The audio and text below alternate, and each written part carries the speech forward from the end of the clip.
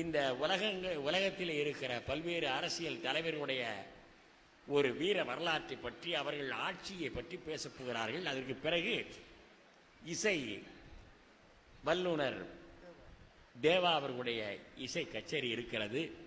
அந்த இசை கச்சேரியை எதற்காக சுட்டி காட்டுகிறோம் என்றால், இந்த உலகத்தில் இசையை பரப்பியவன் யார் என்று சொன்னால் தமிழன் தான். நடனத்தை, நாட்டியத்தை பரப்பியவன் தமிழன் தான். நாட்டியம் இருக்கிறது என்று சொன்னால் அது பரதநாட்டியம். முதலிலே உலகத்திலே தமிழன் தான் பரதநாட்டியத்தை கற்பித்தான், அவன் தான் உண்டாக்கினான். பரதநாட்டியத்திலே சில மாற்றங்களை செய்தார்கள். அந்த மாற்றங்களை செய்து ஆடிய நடனத்துக்கு பெயர் தான் folk dance, FOLK, folk dance. அந்த ஃபோக் டான்ஸிலே சில மாற்றங்களை செய்தார்கள். அதற்கு பிறகுதான் டிஸ்கோ டான்ஸ். டிஸ்கோ டான்ஸிலே சில மாற்றங்களை செய்தார்கள்.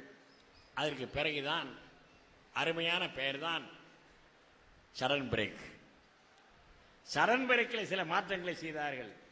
அதற்கு பெயர் தான் பிரேக். அது மாத்திரமல்ல அருமை பெருமக்களே, தேவாரம் திருவாசகம் சொல்லுகிறோம். நம்முடைய மதுரை ஆதீனத்தை 1500 ஆண்டு காலத்துக்கு முன்னதாக காவித்தருளை திருஞான சம்பந்த பெருமான் நாராயண சுவாமி பாடல்களை பாடினார்.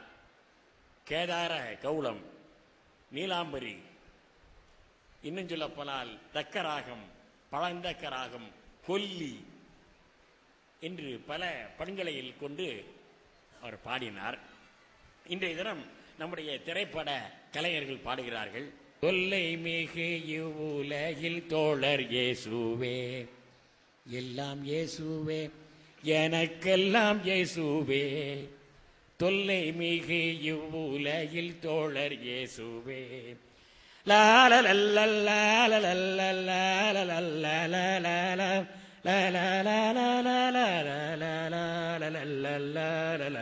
என்று வருகிறது. அதற்கு பிறகு பாருங்கள், இஸ்லாமியர்கள் பாடுகிறார்கள். இறைவனிடம் கையேந்துங்கள், அவன் இல்லை என்று சொல்லுவதில்லை. இறைவனிடம் கையேந்துங்கள், அவன் இல்லை என்று சொல்லுவதில்லை. பொறுமையுடன் கேட்டு பாருங்கள், அவன் பொக்கிஷத்தை மூடுவதில்லை. இறைவனிடம் கையேந்துங்கள், அவன் இல்லை என்று சொல்லுவதில்லை.